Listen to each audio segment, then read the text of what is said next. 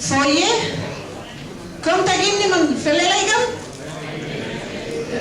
felay pulamien petutani seunun fachante petutani yafutunun waneta seule fau kasal awai chota yanuman ta foye fei mu fei puluchi baguain fei ulata yafutu ai com nieto com kinyaman ta chipain feita newengi viene tointa roki tai longkomo tai piukemo tai elofia tai pulamien cheuta i tuon in chinkom fei kamata lamien fei lanta ni lamien leukari lamien. Muy bien, buenos días a todos. Para todos los hablantes de Mapudungun se les comunica que terminada la actividad vamos al lugar donde se hizo la ceremonia ayer, agradecer lo bien que lo ha ido y lo bien que lo vaya al regreso. Eso va a ser antes del almuerzo. Terminada esa ceremonia, vamos al almuerzo. Y eso sería para todos.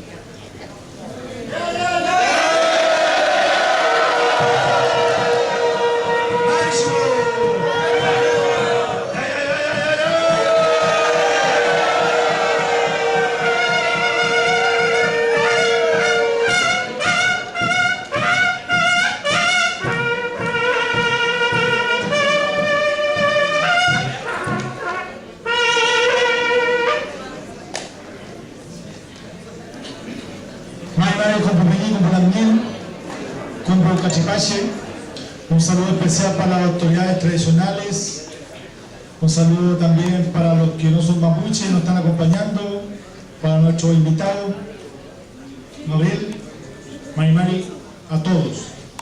Queremos iniciar el término, aunque sea iniciar el término de esta otra, o una segunda parte, o reiniciar, recomenzar. Este seminario internacional que tiene un nombre bastante sugerente, por decirlo menos, ¿no? Un nuevo pacto social en Chile sin los pueblos originarios, una invitación al diálogo. Agradecerle a todos y a todas los que están aquí, los que están en la sala del lado, los que todavía vienen avanzando para acá, a los que ya han expuesto, los hermanos internacionales están llegando ahí también. Saludar a los que han venido llegando nuevos, no nuevos como ellos, sino que el Peñi Patricio Cornejo, que viene de Huimapu, el Peñi Come Calachón, lo veo por ahí también, lo saludamos, un saludo grande, no sé dónde está, pero en alguna parte está, por ahí está. Estuvo con nosotros el año pasado, antepasado y pasado ahí en la calle, ¿no? Dando la lucha, dando la pelea, enfrentándonos con el poder, y lamentablemente perdimos por eso, ¿no? No creo que hayamos perdido, dice el Peñi Come Calachón. No creo que hayamos perdido. Este fue una batalla nada más por el mar. Un traspié, y no porque no hayamos tenido la razón, la tenemos, ¿no es cierto? Y con el Peñi Iván Carilao van a contarle un rato más en la mesa de defensa del mar qué cosas vamos a hacer en este traspié. Saludarlos a todos los que vienen llegando sería mucho, pero originalmente la idea, ¿no es cierto?, es compartir con el historiador, y ahora dice que ya está nombrado y calificado como Peñi, ya está en condición de Peñi, porque decíamos que vino al Congreso, ahora vino al seminario, entonces ya está haciendo agenda para ir a Gualeguay, para los de Gualeguay escuchen, para el Congreso de la Quenche ya tiene itinerario, tiene agenda para ese bello lugar. Así que es muy buena idea, un viaje muy lindo, ¿ya? Entonces vamos a compartir con la Lamien Persia, va a hacer la presentación en relación al profesor, ¿no es cierto? Queremos escucharlo lo que nos plantea, sin duda que es un personaje muy conocido y yo creo que nos va a ayudar mucho en esto, en cómo dialogamos, en cómo entendemos si queremos hacer un pacto social. Creo que el día de ayer fue una recopilación de información de que estamos, cómo estamos, cuáles son las otras. Ahora queremos iniciar un camino largo, y este camino largo no se hace solos, lo hacemos los mapuches con el resto, o el resto con los mapuches, pero no solos. Entonces, también... Y comenzó el trabajo. Creo que todos, una vez descansados y todos por ahí, a lo mejor reponiendo no digo caña, del mate podríamos decir, más dulcemente, ¿no? Bien, saludaron a todos, las hermanas y los hermanos. Marimar ya dijeron a las mieles, y un gusto nuevamente comenzar este nuevo día con grandes gentes importantes. Siempre somos importantes nosotros, ¿no? Las mujeres, también los varones, digo. Como no, también saludar a los expositores nacionales que han estado aquí y que han hecho un gran esfuerzo por compartir su experiencia y escucharnos y compartir diferentes ideas que tenemos nosotros, porque juntos tenemos que contribuir a un bienestar para nuestro pueblo, para nuestra sociedad, ¿no? Y la verdad es que estoy muy chica. Ya. Eso también, como no, también saludar a nuestros alcaldes, hermanos mapuche, se me olvida, también Juan, no es que me quiera excusar, también Juan Payafil de Puerto Saavedra, Woody, y también ex alcalde don Manuel Painequiego de Lumaco. ¿A dónde está? Por allá está. Y por qué no decir también a nuestra Lamiencita, que es consejera de la CONADI, la Lamien, Anita Ayala, ¿dónde se ubica? Memoria Lamien, Pensión Nehuel. Y así, Lamien Iván Carilá, nuestro consejero. Y así, bueno, si sigo nombrando, creo que van a pasar toda la mañana, pero lo que importa es saludarnos, ¿no? Y saludar aquí al hermano, compañero, que nos va a dar un importante acontecimiento, importante ideas a trabajar a futuro, al historiador Gabriel Salazar, que aquí tenemos presente, que él también nos va a comentar casos importantes que él ha trabajado. Es un joven, es un historiador, es psicólogo, ha ganado buenos premios por ahí por el año 2016 en diferentes importantes eventos. Adelante también, no sigo más hablando porque en honor al tiempo estamos algunos ya apurados por irnos. Así que adelante también, Gabriel, disculpe que se me olvide de su nombre.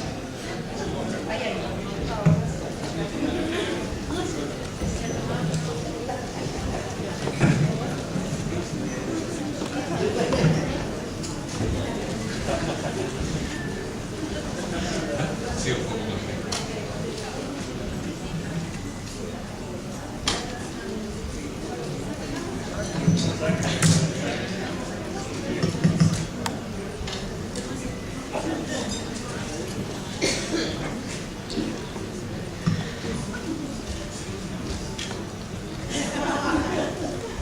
Bueno, hola, buenos días a todas, todos, los compañeros, las compañeras, las hermanas, los hermanos. Quisiera, obviamente, en primer lugar, agradecer la posibilidad, la oportunidad de continuar la reflexión o participar en este segundo instancia, digamos, de reflexión que ustedes han estado desarrollando.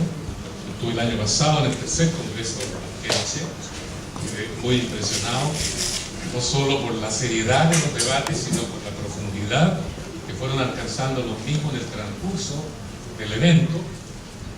Y para mí, uno que viene más bien del mundo académico en sentido estricto, fue una experiencia muy profunda, que normalmente uno estudia a los pueblos que habitan este territorio desde arriba, desde los archivos, desde los métodos, desde la ciencia, pero muy distinto reflexionar con ellos desde dentro, desde el calor que ellos mismos expresan cuando están pensando su presente y cuando están pensando su futuro. Por tanto, me felicito de estar aquí en esta segunda instancia de reflexión, que yo entiendo que no es solo del pueblo alquencho, pueblo mapuche en general, sino todos los pueblos indígenas de este país y también del pueblo mestizo chileno, mestizo, y por cierto también del pueblo criollo chileno.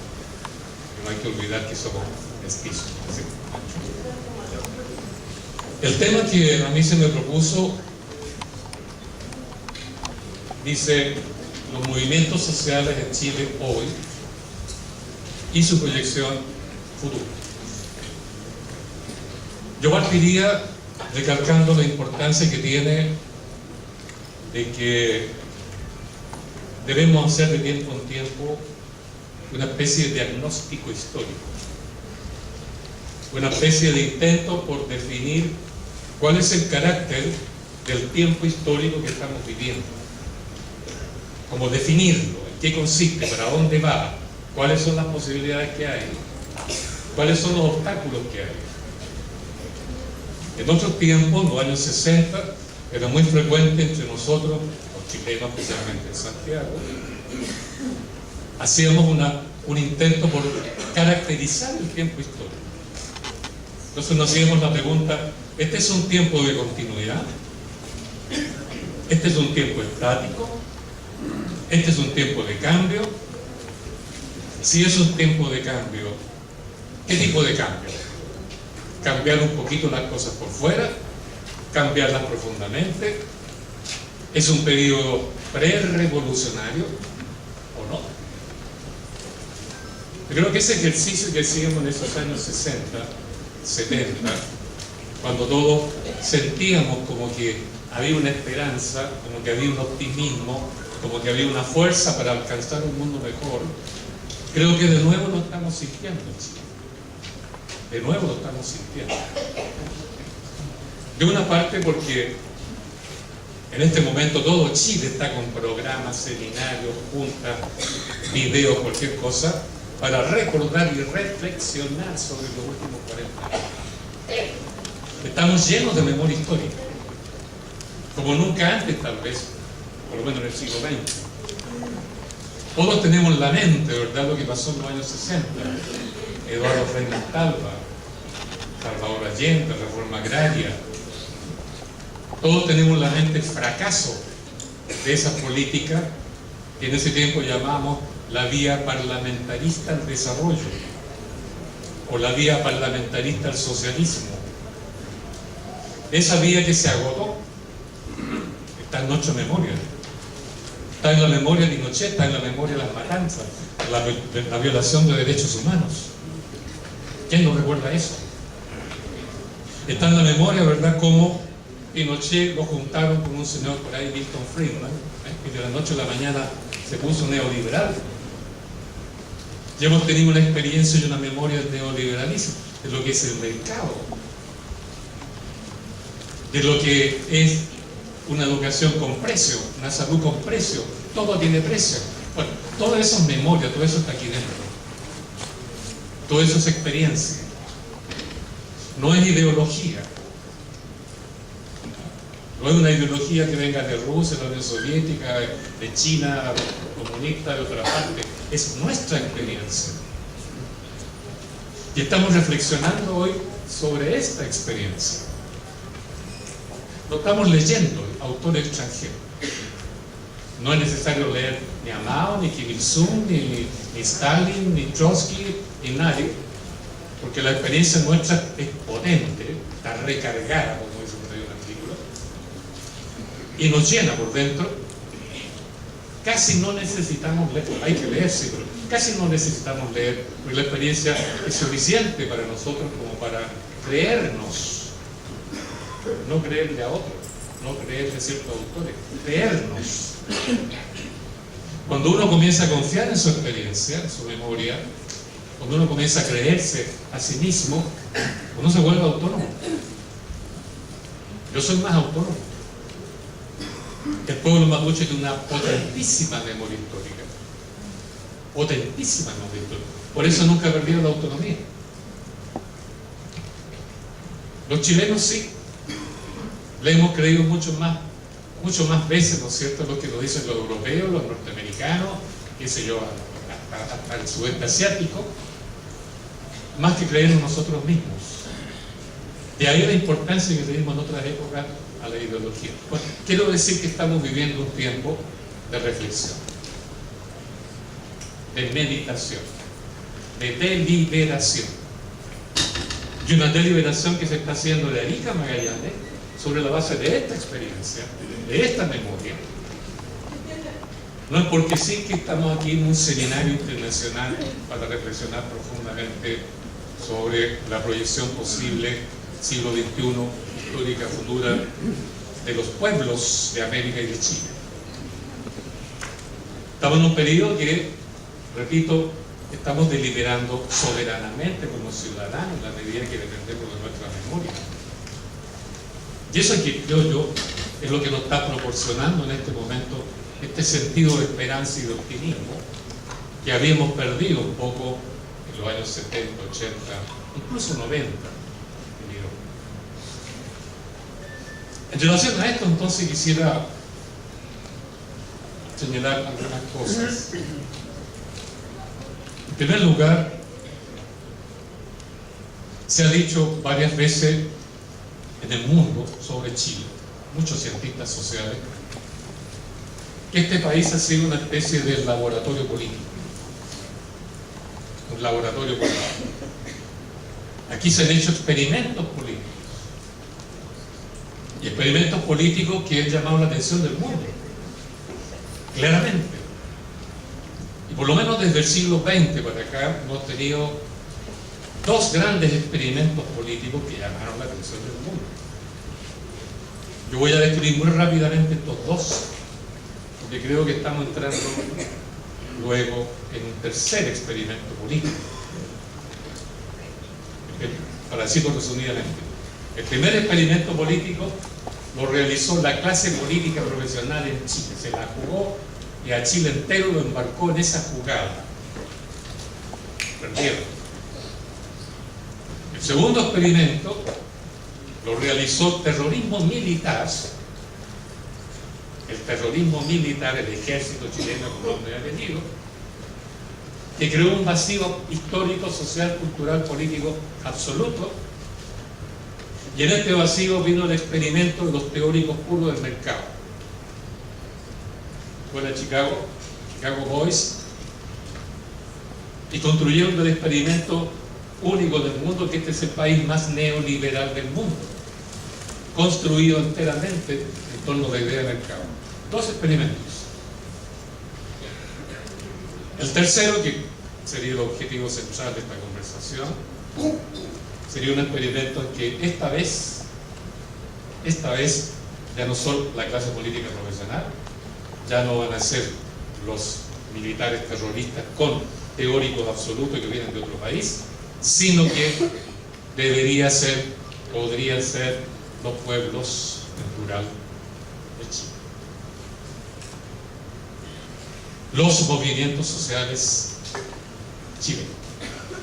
Nosotros, la base social, el poder popular, la clase popular, la ciudadanía. Porque nunca en la historia de Chile la ciudadanía ha jugado sus cartas.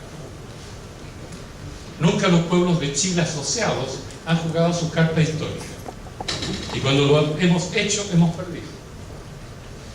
Tal vez esta es la tercera oportunidad de hacer un experimento político en que vamos a jugar nuestras cartas. Y yo creo que toda esta gran cantidad de reflexiones que se están haciendo en Chile, de Arica a Magallanes, tiende a, ¿no es cierto?, a construir un proyecto, a constituir un proyecto histórico eficiente, que esta vez sea capaz de imponerse y no que de nuevo tengamos que morder el polvo como lo hemos hecho tantas veces en 200 años de historia. Un par de cosas sobre el primer experimento político de la clase política profesional. ¿Y qué consistió ese experimento? En que los políticos del periodo 1925 hasta el 73 intentaron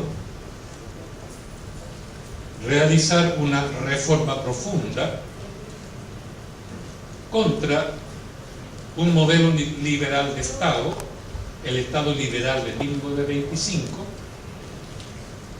una especie de revolución contra el modelo liberal que estableció ese Estado, usando el mismo Estado liberal, y fijarse bien, sin querer cambiar la constitución política liberal que creó ese Estado. Fíjese que es la contradicción. Los políticos del 30, del 25, al 73, le prometieron al pueblo: vamos a hacer reformas estructurales, ¿cierto? Vamos a hacer reforma agraria, vamos a nacionalizar el cobre, vamos a ampliar la educación, etcétera, etcétera, etcétera. Después dijeron: vamos a hacer una revolución en libertad, con lo que vimos claro. Después Salvador Allende: vamos a hacer una revolución socialista, con vino tinto. Pero todos dijeron: sin cambiar la Constitución. Vamos a hacer una revolución contra la Constitución sin cambiar la Constitución. Eso no significa eso. Ningún partido político que se proclamó populista, socialista, comunitarista, radical, revolucionario, marxista, etc., intentó en ese periodo 25-73 cambiar la Constitución. Ni siquiera Salvador Allende. Salvador Allende se suicida en honor de su cargo de presidente de la República, avalado por la Constitución de 1925. Es una tragedia, pero al mismo tiempo, usted se fija, hay allí una contradicción terrible. Terrible. Todos esos políticos que quisieron hacer reformas profundas sin cambiar la Constitución liberal del 25, que por lo demás era ilegítima por nacimiento, vamos a entender eso aquí ahora, se encontraron con el problema de que no podían realizar las reformas tal cual la prometían, porque el Estado del 25, que era liberal, no lo permitía. Las leyes no lo permitían. La derecha con un 25% controlaba el Senado. El Senado no lo permitía. Entonces tuvieron que tratar de hacer las reformas a través de resquicios legales, por los hoyitos de la ley. Y todos trataron que el Congreso le diera al presidente facultades extraordinarias, porque si le daban facultades extraordinarias se podían hacer las reformas por vía de decreto con fuerza de ley. Y el decreto con fuerza de ley, si ustedes se fijan, es una aberración jurídica. Y se los presidentes radicales le dieron facultades extraordinarias y sacaron algunos decretos con fuerza de ley. A Eduardo Frei le restringieron las facultades extraordinarias y a Salvador Allende no le dieron ninguna. ¿Qué pasó con estos políticos? Prometieron mucho, intentaron hacer las reformas vía el aparato legal, a través de resquicios legales, lo hicieron a medias, hicieron reforma con cuentagotas. ¿Cuál fue el resultado? No hubo desarrollo, no hubo industrialización, hubo un proceso de expansión, depresión, expansión, depresión. Ustedes suman al final estancamiento. ¿Qué significó? Que no hubo desarrollo industrial, mientras por otro lado se subían los salarios para beneficiar, entre paréntesis, más a los empleados que a los trabajadores. Inflación. Ese periodo, 1925-1973, tuvo un promedio anual, una tasa de inflación anual promedio de 40%, con un 80% por 1955, 56, 57, con 300% en la época de Allende. Por tanto, teníamos que estar en la calle haciendo huelgas para nivelar los salarios con los precios.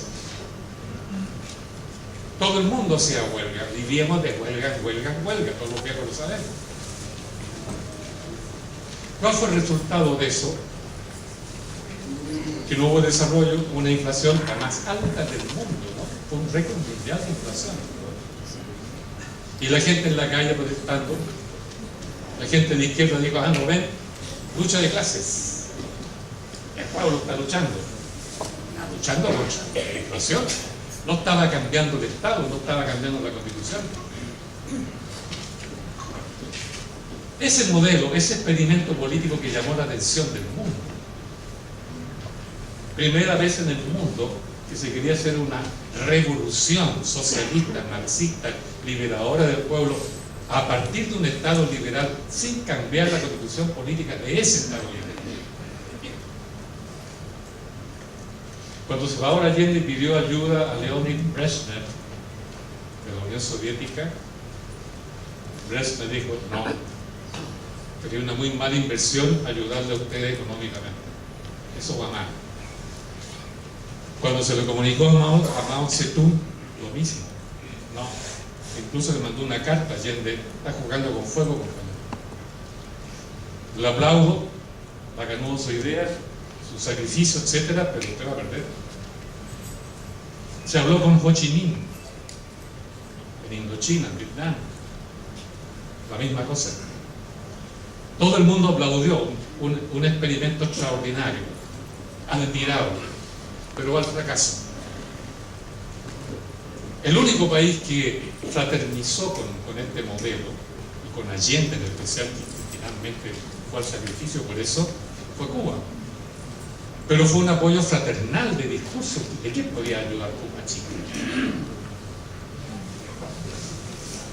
Por eso, este modelo fracasó. ¿Y de qué manera?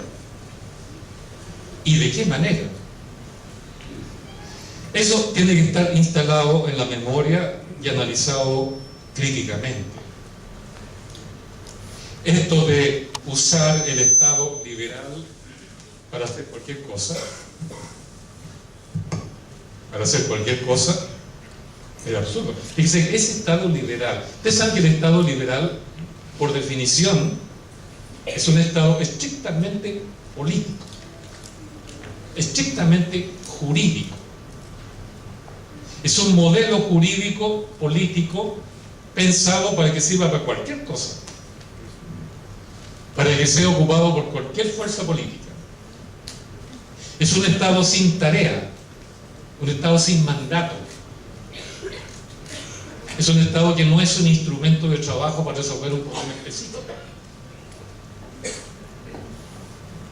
Porque uno también puede entender el Estado no como una maquinaria jurídica, sino yo puedo entender el Estado es una herramienta de trabajo para resolver problemas específicos de este pueblo, no de todos los pueblos del mundo, este pueblo. Por eso el Estado liberal no interviene en nada, porque el Estado liberal lo presentaron los países desarrollados,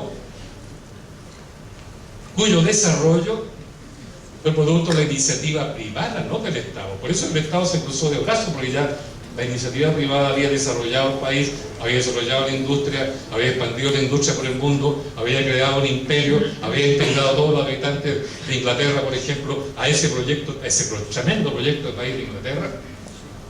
Entonces el Estado inglés no tenía para qué intervenir. Se cruzó de brazos. Ese es el Estado liberal. Ese modelo de Estado no sirve para un país no desarrollado, con desigualdad social gigantesca, con tareas pendientes que no se han resuelto en 150 o 200 años. Por eso es que ese Estado liberal, fíjense que en rigor es aséptico, que no sirve para nada. Si usted lee la Constitución del 25, no hay ni una palabra que diga industria, desarrollo, justicia social, participación, nada. Abstracciones jurídicas, el maestro a lo mejor me va a tratar de esto, ¿no? Eso. Por eso que le fueron agregando prótesis estatales. De a poco, a través de los decretos con fuerza de ley, las facultades extraordinarias, los requisitos legales. La Corfo se creó con un requisito. Y después que se creó la Corfo, que dependía más bien del presidente, le pusieron Estado fabril, Estado desarrollista, Estado empresarial. Ese Estado liberal fue Estado empresarial, fue Estado docente, fue Estado social benefactor, fue Estado reformista y con Allende más encima, Estado revolucionario. Yo recuerdo, es bueno recordar ciertas cosas, que el 29 de junio de 1973 los señores militares quisieron dar un cuartelazo, un proyecto de golpe, pero apenas les salió cuartelazo, que se llamó Tancazo, contra Allende, que fue ridículo. Después de eso estuvimos desfilando casi un día completo frente al Palacio de Gobierno, compañero presidente, compañero, te protegemos, compañero presidente, 1.400.000 chilenos en Santiago. Y estábamos todos indignados, y ya hacia la noche nos juntamos todos, nos concentramos en la Plaza Constitución y empezamos a gritar: a cerrar el Congreso Nacional,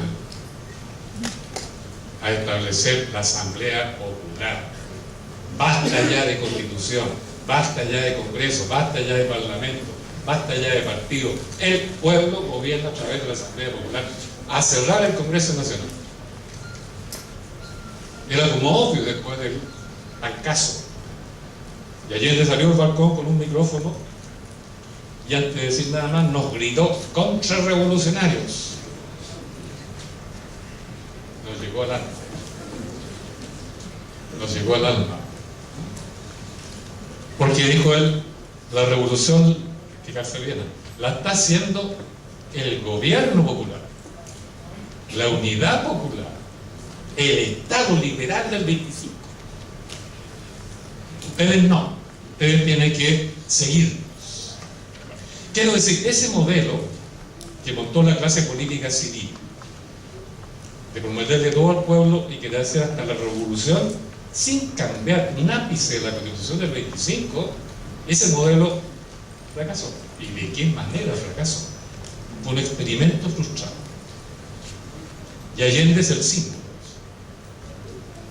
Se suicida en honor de una Constitución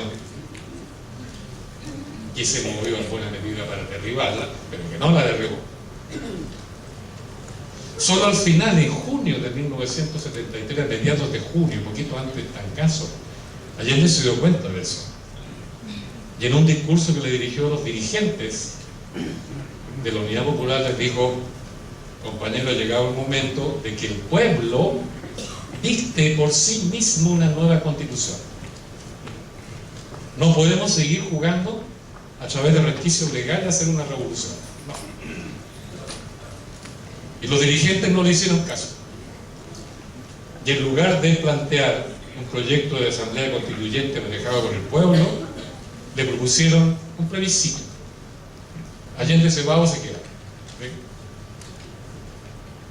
Estoy diciendo esto porque lo detallo un poco, porque la clase política civil, la clase política civil y los políticos nunca en Chile, pero nunca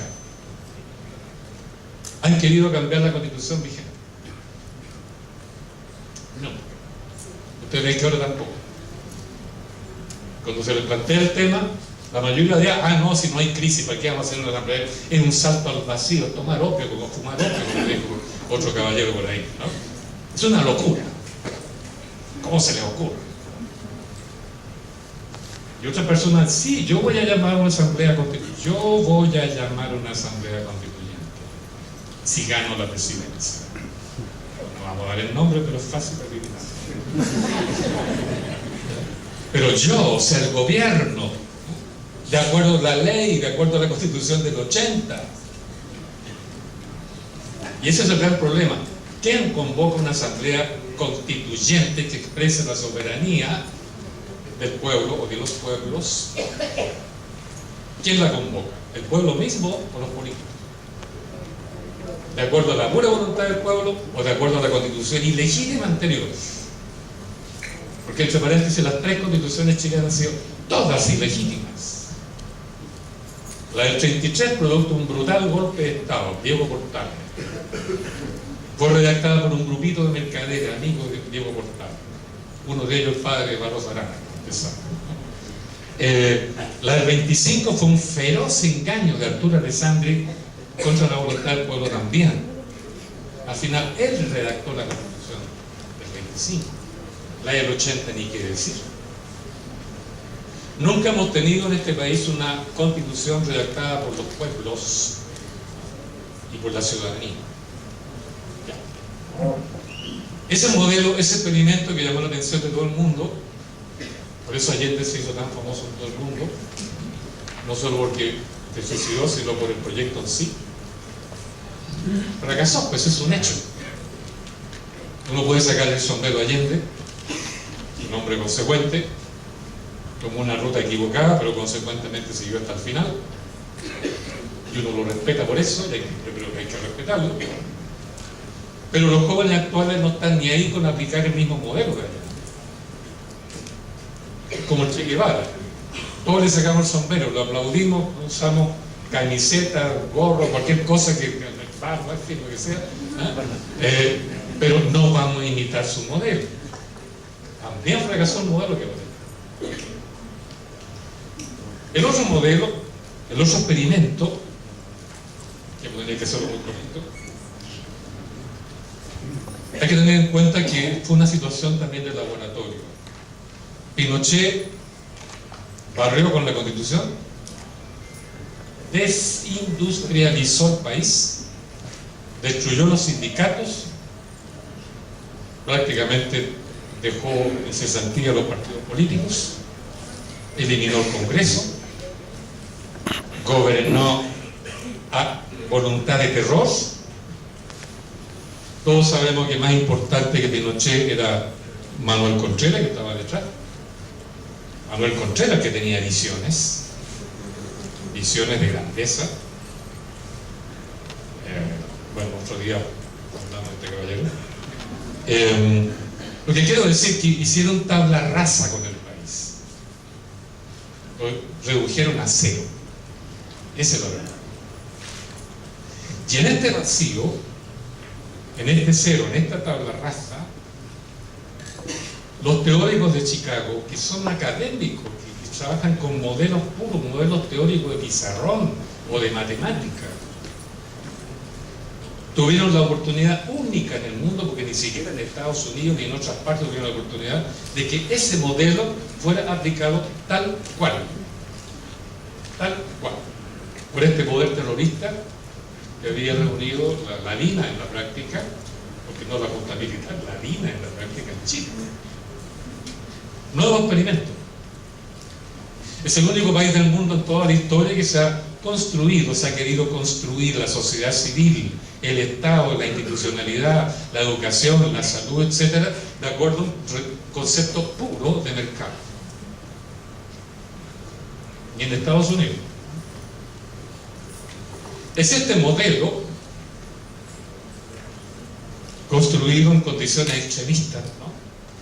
Extremista por la teoría pura, extremista por la condición de terrorismo, y hay que decirlo con todas sus letras, fue legitimado tardíamente, esa es la expresión que usan los sociólogos, legitimación tardía de lo que nació ilegítimo. La Constitución del 80 fue ilegítima porque estaba en condiciones de violación de derechos humanos. La forma que redactaba además fue absolutamente sin consulta a la ciudadanía, etcétera, etcétera. Esa Constitución fue legitimada tardíamente por, digámoslo con todas sus letras, para hacer bien rápido la frase, la Concertación. La Concertación llegó a gobernar el modelo que dejó Pinochet, prestándole su prestigio político anterior, legitimándolo con su prestigio político anterior, porque anteriormente el Partido Socialista había sido socialista, el Partido Demócrata Cristiano había sido social cristiano, social comunitario, el Partido Radical había sido socialista republicano, socialista laico, socialista estatal, el Partido Comunista había sido comunista, o menos digo la Unión Soviética.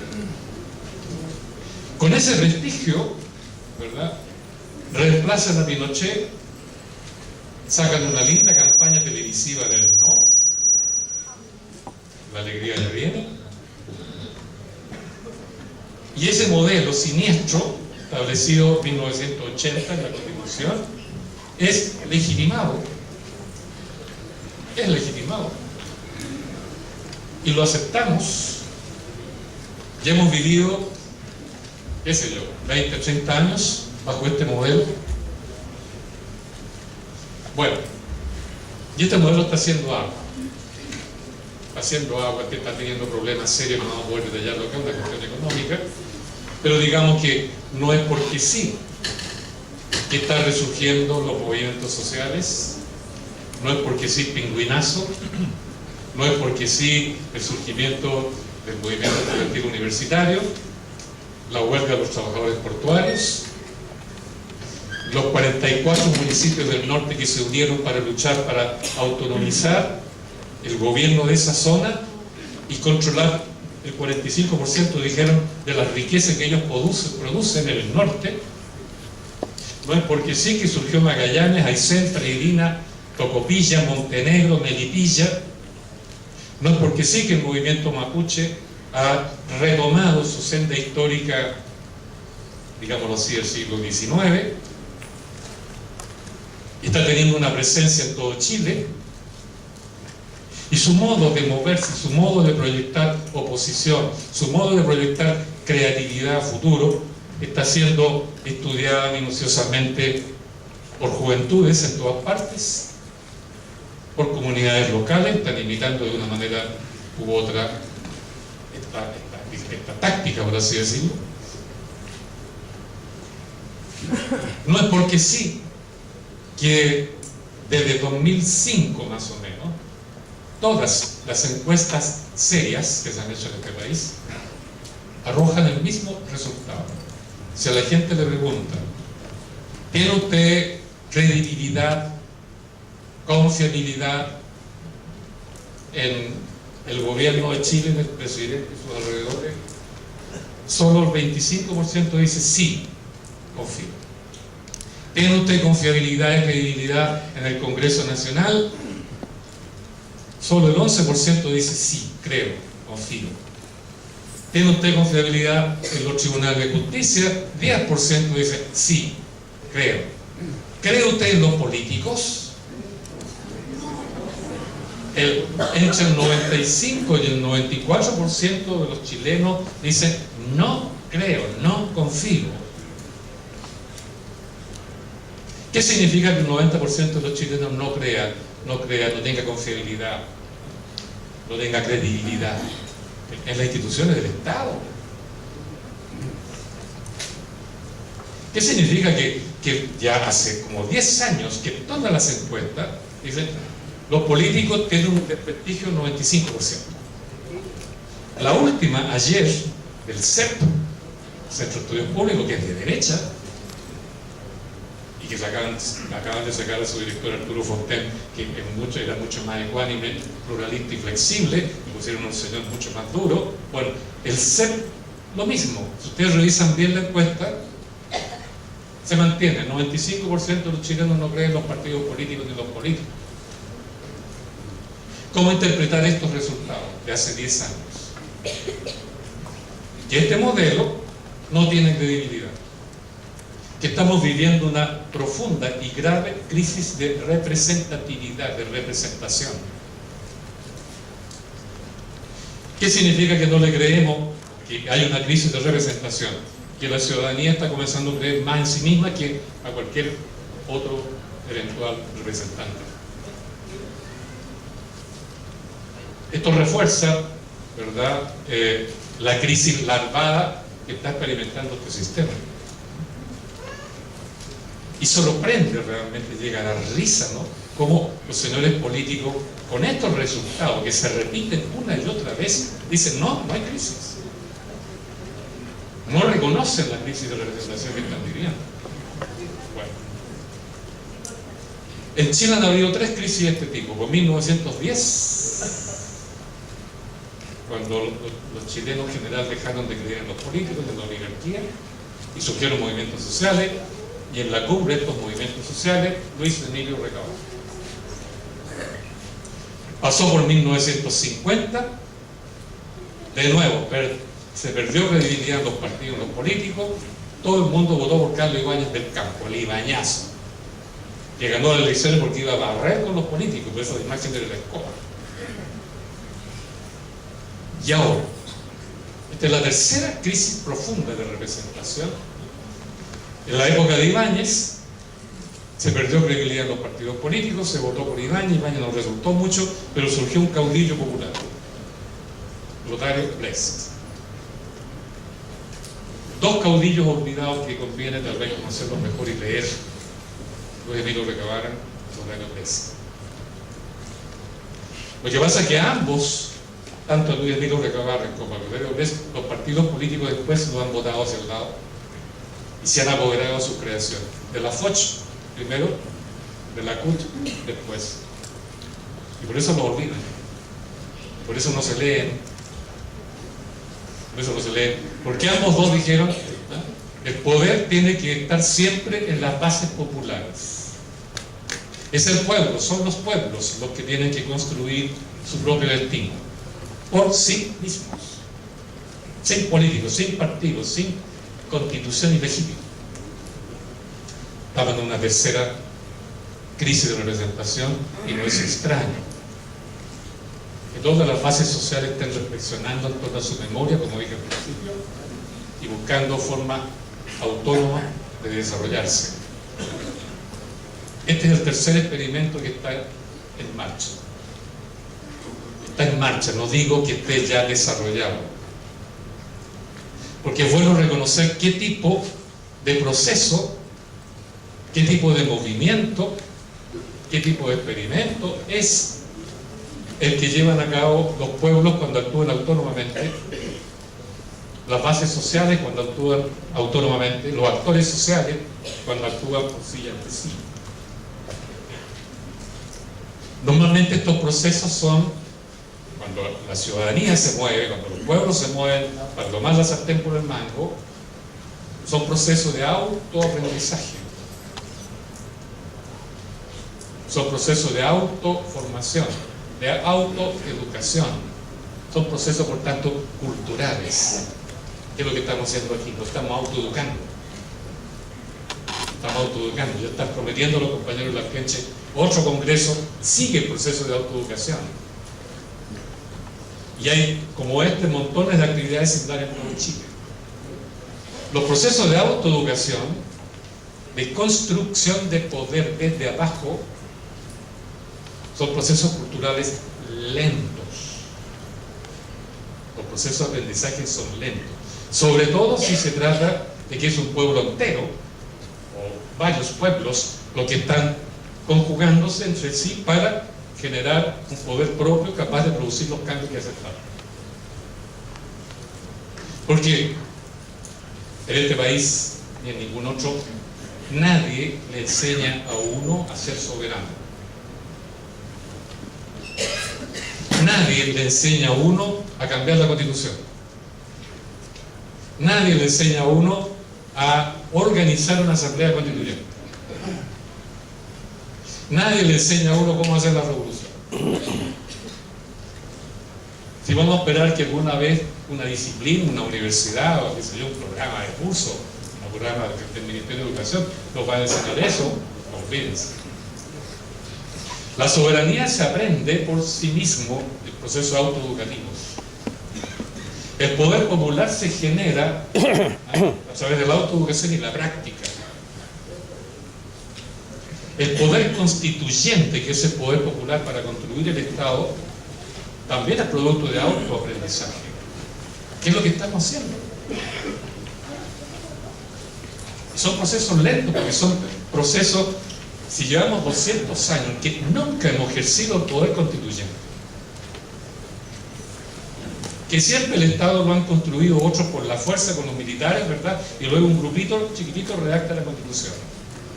No tenemos práctica para construir Estado, no tenemos experiencia para construir Estado. No sabemos construir Estado. Por eso tanto Recabarren como Lotario Blest enseñaron, lo primero decían ellos, sobre todo Recabarren, es que hay que autoeducarse para controlar lo que está en torno a nuestro poder local.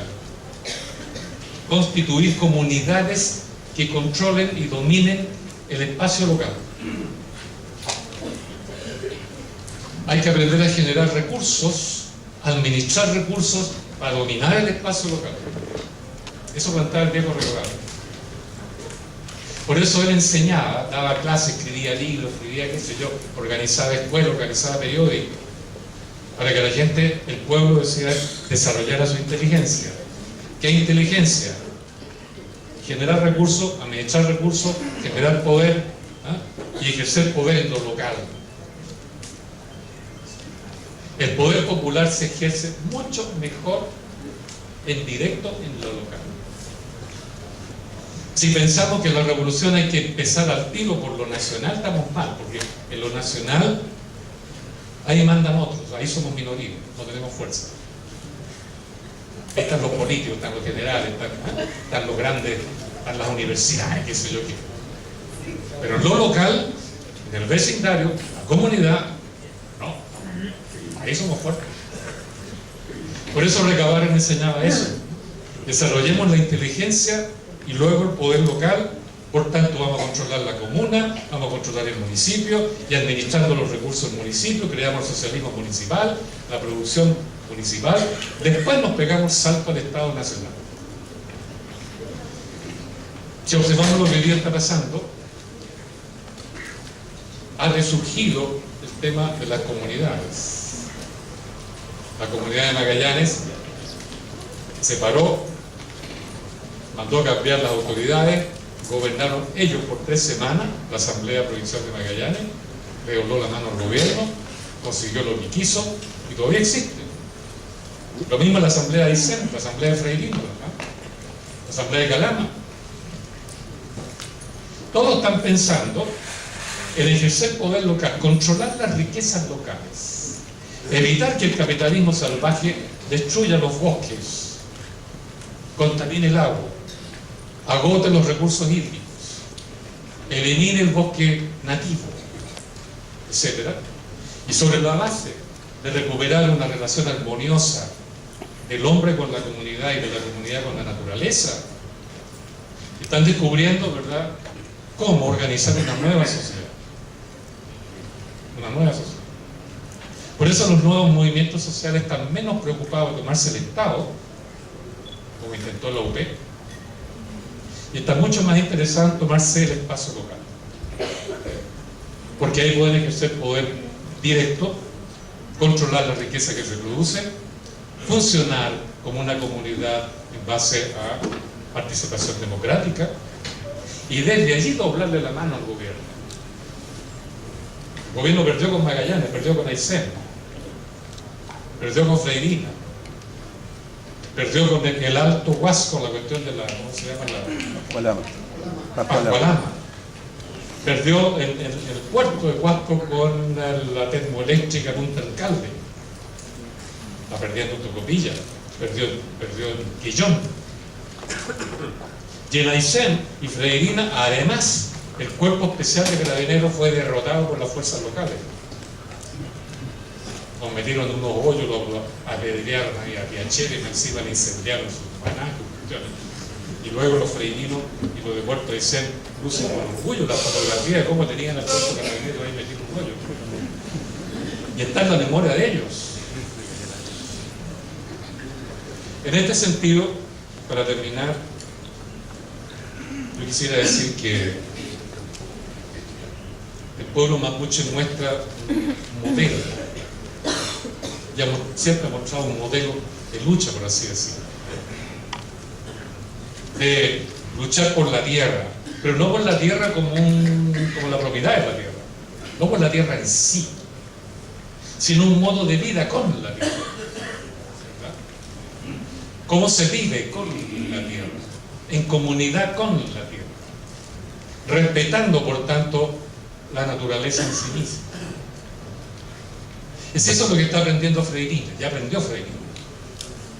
Ya aprendieron las comunidades diaguitas de donde está la barra está arriba, el Alto Huasco, lo mismo. A valorar el agua pura, la vegetación natural, el bosque nativo, la relación armoniosa con la naturaleza. Es una condición fundamental para definir lo que debe ser una nueva sociedad. No una sociedad centrada en el individuo consumista, sino una sociedad centrada en una comunidad que se respeta a sí misma como tal y a la vez la naturaleza donde vive. Es en ese sentido que el pueblo mapuche ha marcado un proyecto, un modelo que está siendo adoptado por mera invitación o porque la misma situación local, geográfica y de los recursos naturales lo exige, caso de Irina. De Irina me han dicho, ¿no? Me han pedido, estoy en contacto con él. ¿Podrías ayudarme un poco, dicen ellos, en dos cosas? Uno, que averigüe con la Facultad de Medicina de Chile cómo se puede hacer una medición del agua y podamos hacer un informe tal que compita con los informes que entregan las empresas. Pero que nosotros sepamos exactamente los componentes químicos y hacer el informe.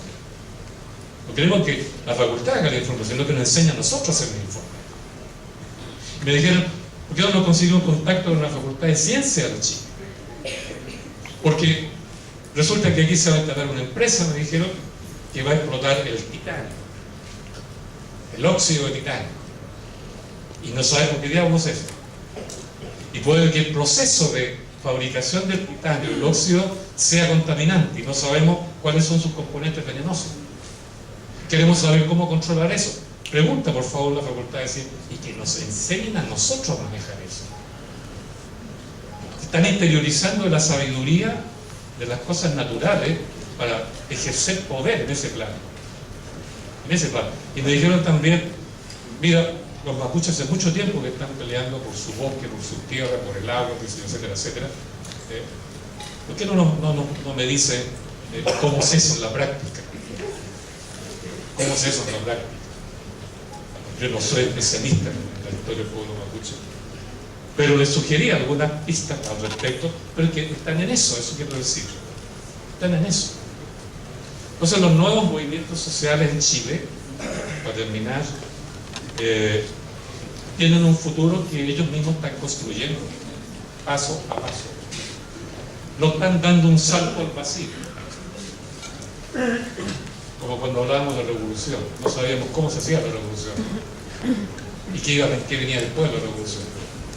La palabra revolución importaba. Hoy día no. Hoy día se avanza paso a paso, como me dijo un compañero mapuche en Inglaterra una vez, conversando con él. Ustedes los militas, me dijo, van siempre corriendo, están siempre atrasados. Las cosas eran para el día de ayer, ¿sí? Ustedes corren inútilmente. Ustedes, compañeros, digo, no saben hacer las cosas. Ustedes tienen que hacerlas, esa es la expresión que me dijo, tienen que hacerlas al tranco del pueblo. Al tranco del pueblo. Lento, pero seguro. Paso a paso. Así se completan las cosas. Los nuevos movimientos sociales que se autoeducan, lo que estamos diciendo, van lentos, pero seguros. Por eso es que, si ustedes cuentan el tiempo desde el pingüinazo del 2005 hasta el día de hoy, tenemos avances notables. No es porque sí hoy día que estamos planteándonos, bueno, hay que convocar una asamblea constituyente. Frente a eso yo diría dos palabritas, podrían mandar toda una tarde, del pueblo mestizo, es el gran pueblo olvidado. De este país no se habla del pueblo mestizo. Solo el pueblo mapuche y los chilenos. Y se olvida el hecho que el pueblo chileno, yo diría una cifra aproximada, en un 70% es mestizo. Y si es mestizo, es de madre, en gran porcentaje, no todo, mapuche. El pueblo mestizo es hijo del pueblo mapuche. Y un pueblo que hay que describirlo así, es un pueblo que nació sin tierra. El pueblo mapuche era dueño del territorio, tenía territorio. El pueblo mestizo nació sin memoria, no tenía pasado. El pueblo mapuche tenía un gigantesco y tiene un gigantesco pasado. El pueblo mestizo no tenía lenguaje propio. El pueblo mapuche, como la compañera acá, lo tiene. El pueblo mestizo no tenía cosmovisión del mundo. El pueblo mapuche la tiene. Es un pueblo sin tierra. sin idioma, sin pasado, sin memoria, incluso sin derecho, porque los españoles se preocuparon de dictar ciertos derechos para el pueblo mapuche, el derecho indiano que se llamó. Dictaron leyes para los españoles y los criollos, los hijos españoles, pero nunca dictaron ni una ley para el pueblo mestizo, al contrario, dictaron leyes negativas, es decir, lo que no podía hacer el mestizo. Este pueblo olvidado, porque nadie quiere hablar de él, salvo maestro León, que quizás está comenzando a estudiar, también hicimos algo, tiene una historia muy larga. Por eso fue un pueblo vagabundo, no tenía tierra. Por eso un pueblo que se acostumbró, como no tenía tierra propia, a tomar lo que necesitaba. Ganado, sobre todo, robaba, generó el bandidaje rural por mucho tiempo. Por eso es que se fue al sur del Biobío y se arranchó en tierra del pueblo mapuche, como el pueblo mapuche era tolerante, ahí se quedaron. Después cuando se pacificó la Araucanía, o sea, cuando el ejército barrió ahí esa zona, expulsaron a estos ocupantes también, los mandaron cambiar, y era un enorme porcentaje. Este es el pueblo que cuando ya no pudo vagabundear se fue a las ciudades y las rodeó por todas partes con rancheríos. Santiago, la ciudad principal, 3 de sus 4 costados, rancheríos, callampas, campamentos, poblaciones. Este es el pueblo que también se ha estado movilizando con muchas dificultades. Y sería lindo, yo creo que es necesario, que esta vez hablemos también de la necesidad de unir a los pueblos, de asociarse, de un pacto de pueblos, no solo pacto social, pacto de pueblos. Y el pueblo mapuche y el pueblo mestizo unidos, arrastrando al pueblo proletario criollo, o actores sociales como los estudiantes, etcétera, que están dispuestos a aceptar esto, generar un solo frente popular, un frente social. Los pueblos de la tierra, los que tienen tierra, bueno, los que tenían tierra ya no tienen, y los que nunca tuvieron, caminando a refundar esta sociedad a partir de una nueva definición de las relaciones con la naturaleza, o mejor dicho, recuperarlas correspondiendo al principio, y caminando a construir no solo nuevas relaciones con la naturaleza y nuevas relaciones comunitarias entre sí, sino un nuevo Estado. De manera que hay un proceso constituyente tranquilo, lento, pausado al tranco del pueblo, que lleve todo el espesor necesario de una cultura soberana, llena de memoria, llena de pasado, llena de liberación como esta, que nos permite esta vez superar esos experimentos políticos fracasados, tanto el de la clase política civil, que desafortunadamente reventó la persona de Allende, como el experimento neoliberal que sumó a Pinochet con Milton Friedman y a la concertación, que también está haciendo agua ahora por todas partes. Por eso creo que estamos en un periodo muy interesante en nuestra historia, que se abre hacia adelante, y con razón veníamos conversando en el auto, estamos viviendo un tiempo con una nueva esperanza que nos anida, pero más que esperanza es la capacidad nuestra que podemos poner en acción para esta vez sí hacer lo que necesitamos hacer para alcanzar el modelo de sociedad y de relación con la naturaleza que necesitamos. Muchas gracias.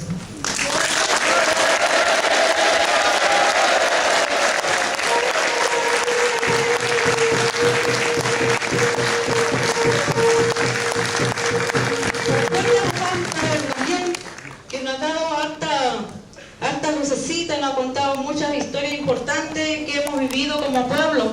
Por lo tanto, le pediría a otro a papar más de mucha energía, mucha calidad.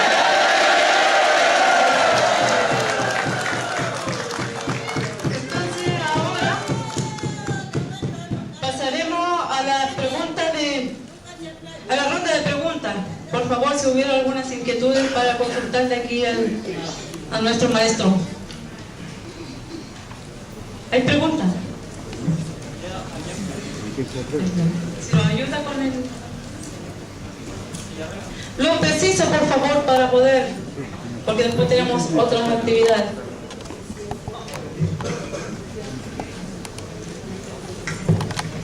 Gracias. Bueno, me llamo Javier, estudio Sociología en la de Conce.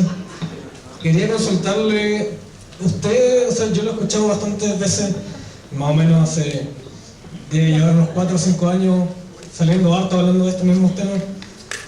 Y también he visto que usted ha integrado directorios, consejos de donde se mueve los políticos, la ley política, integran ahí, o sea, hay personas de los historiadores, académicos, pero no sé si usted ha entrado en debate con ellos. ¿Qué le pueden decir? ¿Qué le responden? No sé, usted también ganó el Premio Nacional de Historia, ha tenido oportunidades de relacionarse con ellos. Eso me refiero con integrar estos círculos. ¿Cuál es la respuesta que le dan a su dato, a su análisis?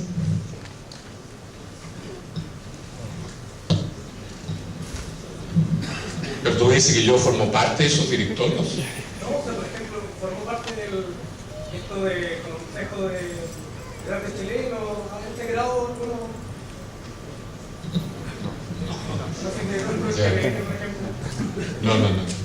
No, yo no he formado parte nunca de ningún directorio, por ser. No, lo que sí, claro, he tenido oportunidad de estar en mesas, por ejemplo, con una cantidad de, digamos, políticos o intelectuales de cierta relevancia. En general, la reacción de los políticos, por lo menos profesionales, a planteamientos como estos, la reacción ha sido de 2 tipos, o 3 tipos. Uno, lo que eluden el debate público. Porque el problema de ellos, de la mayor parte de los políticos, de los periodistas chilenos, es que no saben historia. Y la historia que conocen es absolutamente superficial, de texto escolar, con suerte. Entonces, si tú entras a un debate con manejo de procesos históricos, lo normal es que ellos lo eluden. En segundo lugar, hay otros que intentan rebatir, pero ya no con argumentos también históricos, sociológicos, sino ideológicos. Te pongo un ejemplo. Tiempo atrás me tocó estar en un canal por ahí con el señor, no me acuerdo el nombre de pila, Carter, que es de la UDI, alcalde de la Florida, ¿ya? Pero este señor no dialogaba, no establecía diálogo, sino que hablaba por sí solo, ¿no? Y ponía cosas en mi boca que yo jamás dije en ese momento, ¿no? Entonces, en lugar de dialogar, de comunicarse, ellos sacan un discurso hecho, puramente ideológico, puramente defensista. Esa es la otra actitud. Y hay una tercera actitud que tienden a ser de los políticos más reflexivos, que reaccionan diciéndote: estoy de acuerdo con usted, profesor, le encuentro la razón, yo he estado leyendo, pero te lo dicen a ti, no lo dicen en público. Justamente ahora, al tomar el avión, un diputado, no voy a decir su nombre, se acercó: lo felicito, profesor, yo lo leo mucho, lo escucho, estoy de acuerdo con todo lo que dice. Pero tú lo escuchas él después en la televisión, ¿verdad? Es el discurso del partido. Los políticos se acomodan, no son buenos interlocutores, ni en el plano intelectual, ni en el plano cívico de una asamblea abierta. Ustedes se fijan, en un caso así, si les toca hablar, siempre se van antes, tengo que hablar, ¿no? Entonces, evitan las preguntas del debate. Eso. En otro plano es distinto, en el plano ya de los dirigentes sociales la reacción es muy distinta. Es muy distinta. Porque toda la historia social chilena, la psicología social, la investigadora de los trabajadores sociales, la sociología del desarrollo local, trabaja desde la perspectiva de las comunidades locales, de los actores de base, y la historia social también. Entonces uno rápidamente se encuentra hablando el mismo lenguaje con ellos. Entonces más bien ellos te entregan elementos que le permiten a uno ir perfeccionando los planteamientos que uno hace en el plano, digamos, académico. Eso sí, pero la historia social ha acumulado una cantidad de verdades con pruebas, con documentos, etcétera, tal que es irrefutable en muchos sentidos. Un último ejemplo. Tiempo atrás me tocó estar también en otro canal. Estaba presente el senador Pizarro, el senador de la UDI Larraín, no el otro, y el abogado que hace constitucionalista de la candidatura de Bachelet. Y de ahí discutimos sobre el tema de la Asamblea Constituyente. Al final, Hernán Larraín, ¿no?, de la UDI, se acercó y me dijo: mire, que yo he leído su libro, profesor, me dijo, y yo aprendo con eso, de la historia social aprendo, y estoy de acuerdo. Pero me lo dijo calladito cuando estábamos sacando la cabeza, el maquillaje, calladito. Y no es porque sí que el otro día ese señor públicamente pidió perdón por los crímenes cometidos. Entonces hay de todo en la viña del Señor.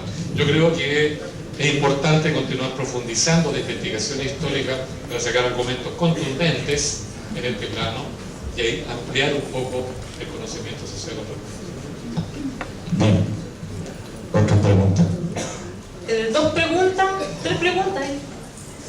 Estamos con el tiempo la mía. Está bien. Adelante, compañero. Sí, buenos días y felicitaciones, profesor. Aquí estoy. Acá.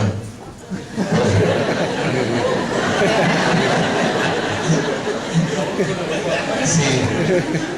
Bien.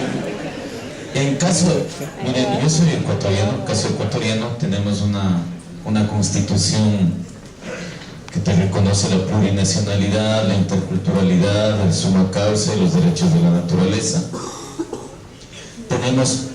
Sigue siendo un Estado liberal, un Estado capitalista que hoy se ha fortalecido el Estado.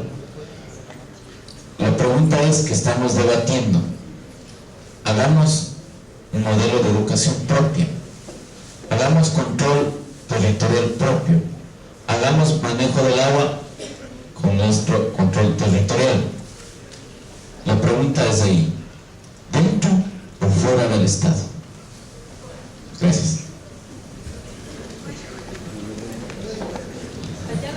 Arriba están pidiendo la palabra, por favor, quería pedir. Ya, respondamos. Bueno, es una gran pregunta que tiene grandes implicaciones, ¿no? Tiene que ver tal vez con un problema, ya no sé qué decirlo, teórico de fondo. Que tiene que ver con esto. ¿Dónde radica la soberanía? ¿Sí? Los políticos van a decir en el Estado. Probablemente algunos políticos reguleros van a decir en la ley, en la Constitución. Por eso muchas veces dicen: esto es legítimo porque es legal. Y justifican por ahí eso. O bien la soberanía va a estar siempre, va a radicar siempre, irrevocablemente en la ciudadanía, es decir, en el pueblo, en nosotros, en los sujetos sociales de carne y hueso.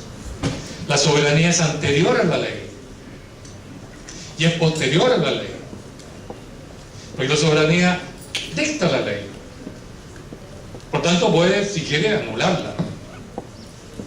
La soberanía siempre, se repito, siempre radica en el pueblo, en la ciudadanía.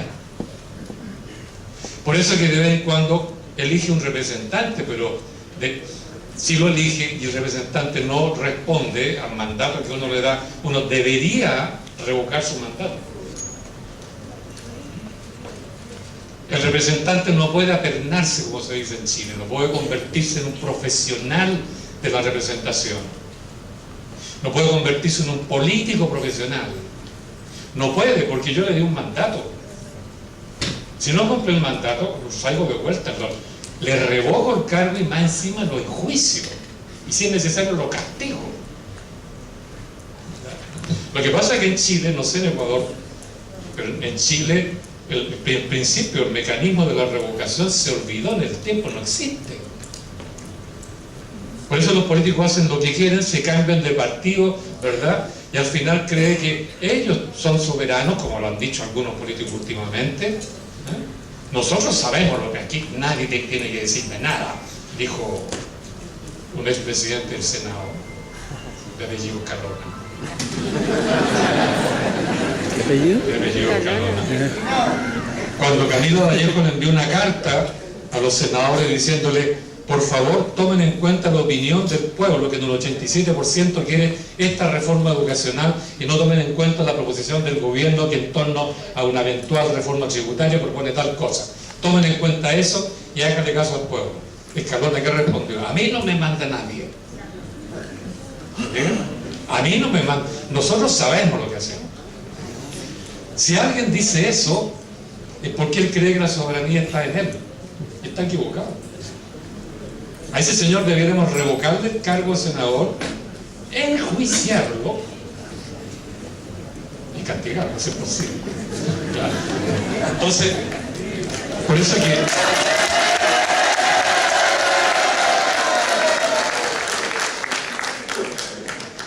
que si el pueblo decide soberanamente, vamos a controlar el agua, vamos a manejar nosotros la producción de cobre en Calama, de manera tal que se invierta el 45% aquí en Calama y que no se vaya a Santiago. Vamos a controlar la distribución de alimentos aquí, etcétera, etcétera, etcétera, ¿verdad? Si eso lo decide el pueblo de Calama, por sí y ante sí, está fuera del Estado, pero eso da lo mismo, porque ahí está la soberanía. Ustedes se fijan, el compañero ecuatoriano no tiene por qué saber, pero la Asamblea de Magallanes le dobló la mano al gobierno. La de Aysén le dobló la mano al gobierno, la Freirina, los compañeros de Aguita, del Alto Huasco, los de Bajo Huasco, los Ropillas, todos le han doblado la mano. Y la Asamblea Ciudadana en Chile no existe constitucionalmente. No está en la Constitución, pero existe. O sea, la soberanía popular se la está arreglando para comenzar a funcionar por sí misma regularmente y formalmente, independientemente de la Constitución.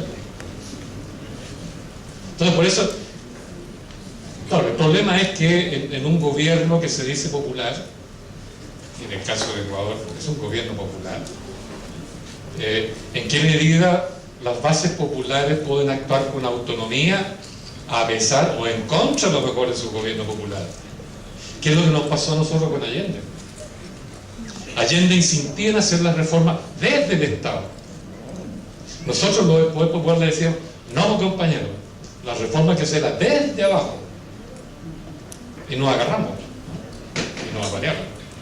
Por eso es un tema muy importante, porque si vamos a hablar de constituyentes, lo que dije hace un rato, ¿quién organiza la constituyente? ¿Cómo? Con la construcción del Estado es el ejercicio más importante que puede hacer la soberanía, y la soberanía radica en el pueblo.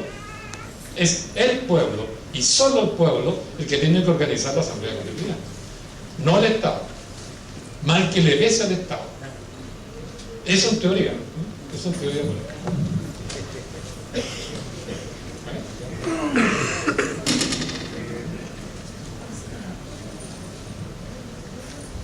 Buenas tardes, buenos días, profesor, buenos días.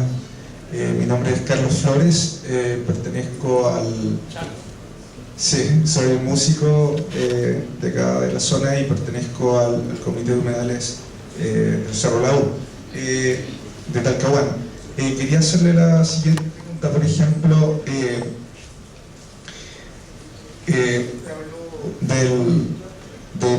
experimentos políticos, de la clase política y sus experimentos desde 1925 con la Constitución. Se habló de todas estas constituciones que en realidad yo a lo que quiero llegar, se han violado los derechos humanos desde que se inició la primera revolución burguesa en 1810. Entonces, y ellos han aplicado de facto en las constituciones leyes, pensamiento y educación que la nación, el Estado lo impone como dictatorialmente a los pueblos chilenos. Le coloco como un ejemplo al lado tenemos un congreso sobre educación multicultural y, por ejemplo, el ex rector de la Universidad de Chile, el gran maestro de la Logia Amazona, ayer entregó un proyecto educativo que en el fondo era su visión, pero es como una dictadura. Él es un poder fáctico en sí. Entonces, y ellos también han manejado la historia, no sé, ellos tienen como un lado B de la historia, que a lo mejor información que ninguno de los aquí presentes lo tenemos. Entonces, mi pregunta es cómo podemos hacer acuse de recibo de esta historia que ha sido, conociendo que la historia es cíclica y ha sido una historia trágica esta. Entonces, como para nosotros, a lo mejor con valentía y reconociendo nuestra identidad como pueblo, podemos, o como diversos pueblos, como decía usted, podemos lograr avanzar en... Pregunta también lo más corto posible, por favor. Sí, eso.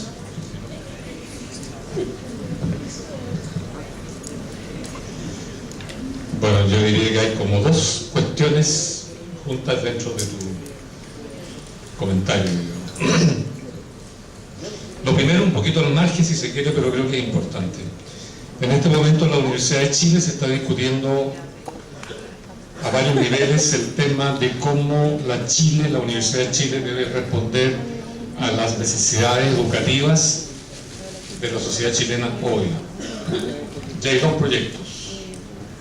Uno defendido por la rectoría misma, que dice: la Universidad de Chile y las universidades chilenas deberían por ante todo asegurar su calidad, la calidad de su excelencia y excelencia de la educación. ¿De qué manera? Entrando al circuito mundial, ¿no?, de los estudios, investigaciones, procesos y prácticas educativas, tomando contacto con las universidades europeas, norteamericanas, finlandesas, qué sé yo, y por tanto generar un grupo de investigadores y crear una facultad que se inserte en este circuito mundial para asegurar la calidad de esa manera. Hay otro grupo, ¿ya?, sobre todo están casi todos los profesores de pedagogía, los alumnos de pedagogía, gran parte de los alumnos, los educadores populares, dicen no, porque eso es entrar al circuito de la globalización que está dominado por el mercado. La calidad, ¿no?, se mide ahí por la competitividad que exige el mercado. Y la competitividad pone uno contra otro, una escuela contra otro, una región contra otro, un niño contra otro. O sea, destruye la solidaridad. En cambio, este otro grupo dice, al contrario, lo que Chile necesita, de acuerdo a lo que estamos conversando acá, es potenciar sus lazos comunitarios, desarrollar comunidades. Y las comunidades funcionan por solidaridad, no por competitividad. Y las comunidades chilenas hoy día necesitan autoeducarse en desarrollar poder local para controlar su naturaleza, sus recursos, sus decisiones, sus propios procesos educativos. Entonces, en lugar de situar la Universidad de Chile en el circuito mundial del mercado, dicen, no, hay que situar la Universidad de Chile en este proceso a nivel territorial y local, donde las comunidades se están potenciando a ser más autónomas, en todo sentido, y entrar en este proceso autoeducativo, lo que lleva a lo que un compañero venezolano planteó en un congreso que tuvimos en México la semana pasada, también había compañeros ecuatorianos. El compañero venezolano dijo, hay un proyecto que viene de la época de Chávez. Como en Venezuela se han desarrollado precisamente la autonomía relativa de las comunidades, que las universidades se territorialicen. Cada universidad trabaja en investigación, en todo tipo de actividades académicas profundas, pero relativas a las necesidades de su región, su territorio. Entonces ellos hablan de territorializar la universidad. Eso es un lindo proyecto del seminario, que es distinto al proyecto que el rector, que por muchas razones tiene está dando una gran pelea contra la universidad privada, eso no se puede desconocer, pero que está planteando, más que comunalizar, más que territorializar la Universidad de Chile, está planteando la globalización de la Universidad de Chile. Bueno, y ahí está el debate, ahí está la pelea. Ahí está la pelea. Por eso es que eso no está decidido. Y por eso es muy importante que las comunidades locales también se muevan, como lo planteó Tocopilla, ¿no? La comunidad, para integrar las universidades a sus proyectos de desarrollo local.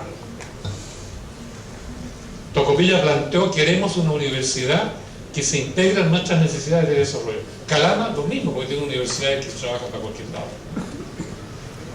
Entonces, este es un proyecto que está ahí en discusión, no hay acuerdo, pero yo creo que depende de las comunidades que quieran que se muevan también, y ojalá el pueblo mapuche y el pueblo mestizo se muevan para territorializar las universidades en las necesidades de su pueblo respectivo.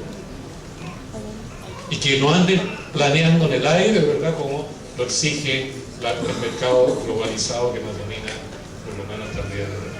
Eso es lo que yo diría. Y lo segundo era, si me lo dicen una palabra, ¿cómo la violación de los derechos humanos? O sea, sintetizando... En historia. Claro, porque, por ejemplo, ahora estamos celebrando los 40 años, pero ¿por qué se había, por ejemplo, se citó en 1925 y no hubo acuso de recibo de eso? La matanza de obreros, de mapuche, del seguro obrero. No, si hablamos de violación de derechos humanos y hablamos de historia, está muy claro que los que han violado los derechos humanos en Chile han sido las Fuerzas Armadas desde el siglo XIX. 23 veces masacrado a su pueblo.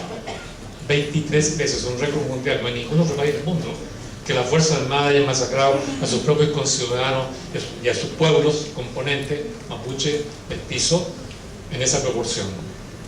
Y que hayan montado además un verdadero laboratorio de tortura para sus conciudadanos, como lo hicieron en Chile las Fuerzas Armadas. ¿Cómo se combate eso? Uno, contar la verdadera historia de las Fuerzas Armadas que no se ha contado. Denunciar eso con nombre y apellido. Segundo, que las mismas comunidades, los movimientos sociales, los actores sociales, desarrollemos ahora una política de reeducación de nuestras Fuerzas Armadas. Hay que reeducarlos en la lógica de los pueblos chilenos y de la ciudadanía chilena, no en su lógica militarista que van a aprender a Panamá, la Escuela de las Américas o en Estados Unidos, donde le enseñan guerra sucia, es decir, guerra contra su propio pueblo. Eso no puede ser. No es fácil combatir a los milicos con las armas, no ganan, ya no ganaron. Pero tampoco es la táctica adecuada. Ellos son débiles de aquí. Porque si 22 veces masacrado a su pueblo, porque están enfermos de aquí. Es la cabeza la que tenemos que atacar de los milicos. El disco duro. El disco duro. Y eso implica también un proyecto educativo. Si la educación no es solo para sacarle la mercantilización o aumentar la calidad, la educación también hay que llevarla para crear las capacidades necesarias para que nosotros ejerzamos poder constituyente y para reeducar a los milicos que hasta cuándo van a seguir hablando, ¿no es cierto?, de que fue una guerra, que era una guerra, cuando mataron impunemente a toda la gente que mataron, entonces un problema de política del pueblo hacia las Fuerzas Armadas. Yo creo que hay que dejar de aplaudirlo cuando levantan su patita en el paso de Garza. Historizar exactamente lo que han hecho y de retorno proponernos reeducarles la cabeza por todos los medios que sean necesarios, porque si no podemos llegar a una asamblea constituyente de nuevo con nuestras fuerzas, pero estos señores todavía están intactos y nos dan un golpe de estado de nada. No, también hay que prevenir eso. Bueno, eso. Muchas gracias.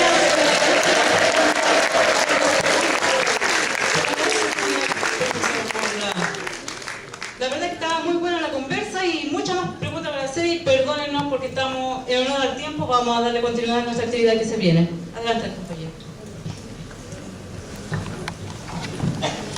Vamos a dar a conocer lo que viene en cuanto al trabajo. No hemos tenido la suficiente